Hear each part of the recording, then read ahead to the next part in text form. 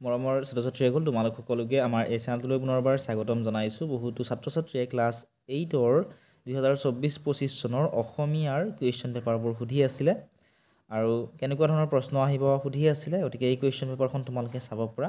ইতিমধ্যে মই 2-3খন question paper upload কৰিছোঁ। সেই গোটেইকেইখন কুৱেশ্যন পেপাৰ যদি তোমালোকে ফ'ল' কৰা, তোমালোকৰ পৰীক্ষাত ইয়াৰ পৰা বহুকেইটা কুৱেশ্যন কমন আহিব। 1 নম্বৰৰ চোৱা, এইটো দিছিলে যে তলত দিয়া প্ৰশ্নসমূহৰ উত্তৰ বাছি উলিওৱা। ক নম্বৰ প্ৰশ্নটো আছিল ভয় গল্পটোৰ গল্পকাৰ কোন? প্ৰথমটো আছিলে লক্ষ্মীনাথ বেজবৰুৱা, অপশ্যনসমূহ। দ্বিতীয়টো অপশ্যন আছিলে শিলভদ্ৰ, তৃতীয়টো আছিলে যতীন্দ্ৰনাথ দুৱৰা আৰু চতুৰ্থটো আছিলে সত্যনাথ বৰা। তোমালোকে এই কুৱেশ্যন পেপাৰখন নিজে উত্তৰসমূহ কৰিবলৈ চেষ্টা কৰা। যিকেইটা MCQ আছে, এই 10টা MCQ টাইপৰ কুৱেশ্যন আছিলে এইকেইটাৰ। ঠিক আছে, কিমান পৰিছা তোমালোকে নিজকে টেষ্ট কৰা। আৰু যদিহে আনচাৰখিনি কৰি দিব লাগে তোমালোকে আমাক কমেণ্ট কৰিবা অথবা আমাৰ হোৱাটছআপ চেনেলতো তোমালোকে ইয়াৰে কুৱেশ্যন পেপাৰসমূহৰ লগতে আনচাৰসমূহ পাবা। ডেছক্ৰিপশ্যনত দিয়া প্ৰথম লিংকটো ক্লিক কৰি ক্লাছ 8ৰ হোৱাটছআপ চেনেলত জইন কৰি ল'বা। 6 নম্বৰ প্ৰশ্নটো আছিল জহুৰুদ্দিনৰ পেচা কি আছিল? অপশ্যন আছিলে শিক্ষকতা, ওকালতি, মিস্ত্ৰী আৰু ব্যৱসায়ী।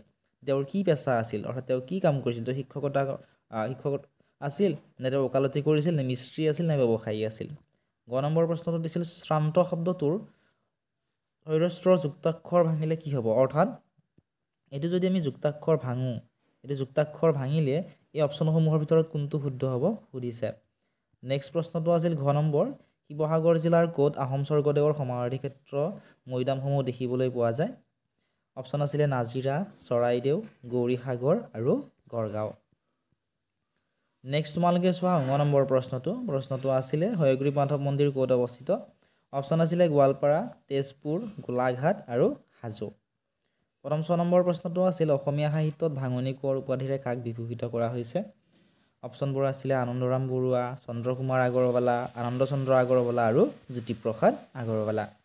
নেক্সট প্ৰশ্নটো আছিল তলৰ কোনখন গ্ৰন্থ শ্ৰী শ্ৰী শংকৰদেৱে ৰচনা কৰিছিল? অপশ্যন আছিলে নামঘোষা, কীৰ্তনঘোষা, বনফুল আৰু যোগদেৱতা।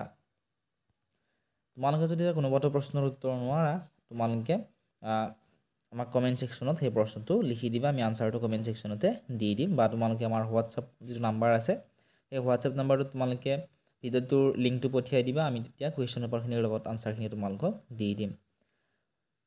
42 নম্বৰ প্ৰশ্নটো আছিল যে শিশুলীলা ঘোষাটি কোনে ৰচনা কৰিছিল? অপশ্যন আছিলে দামোদৰদেৱ, ভট্টদেৱ, শ্ৰী শ্ৰী মাধৱদেৱ আৰু শ্ৰী শ্ৰী শংকৰদেৱ। নেক্সট প্ৰশ্নটো আছিল সংস্কৃতিৰ অন্যতম উপাদান কি? অপশ্যন আছিলে আচাৰ ব্যৱহাৰ, আচাৰ আচৰণ, ৰীতি নীতি আৰু আচাৰ বিচাৰ। নেক্সট প্ৰশ্নটো আছিল টোপনি পাতল ল'ৰাজনৰ নাম কি আছিল? অপশ্যন আছিলে প্ৰথমটো doctor APJ Abdul Kalam, Newton, Ratan Tata আৰু হোমী জাহাংগীৰ ভাবা। নেক্সট বি নম্বৰ তোমালোকক চমু প্ৰশ্ন দিছিলে 10টা, চমু উত্তৰ দিবলৈ দিছিল। ইয়াতেও তোমালোকক চোৱা, ইয়াতেও 10 নম্বৰ আছিলে, প্ৰতিটোতে 1 নম্বৰ। প্ৰথম প্ৰশ্নটো আছিল যে ৰবীনৰ 24 ঘণ্টাৰ লগৰীয়া কোন? দ্বিতীয় প্ৰশ্নটো আছিল অসমীয়া গদ্য সাহিত্যৰ জন্মদাতা কোন আছিল? গ নম্বৰ প্ৰশ্নটো আছিল পিয়াহত আকুল হৈ কোনে মুনিক পানী খুজিছিল? ঘ নম্বৰ প্ৰশ্নটো আছিল হোমী জাহাংগীৰ ভাবা লণ্ডনলৈ কিয় গৈছিল?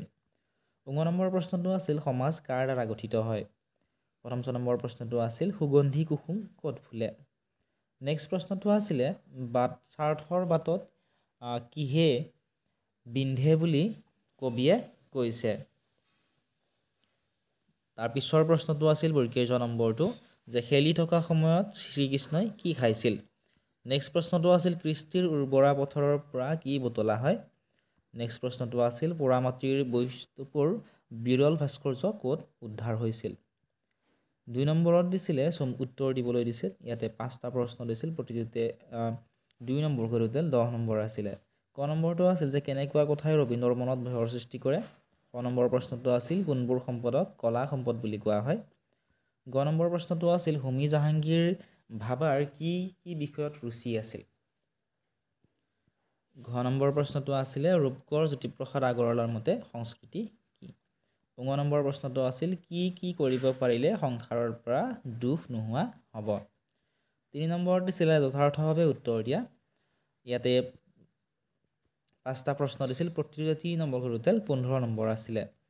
ক নম্বৰটো আছিল যে ইমান ভয়াতুৰ মানুহ মই জনমত দেখা নাই, এই কথাষাৰ কোনে আৰু কাক আৰু কেতিয়া কৈছিল সুধিছে?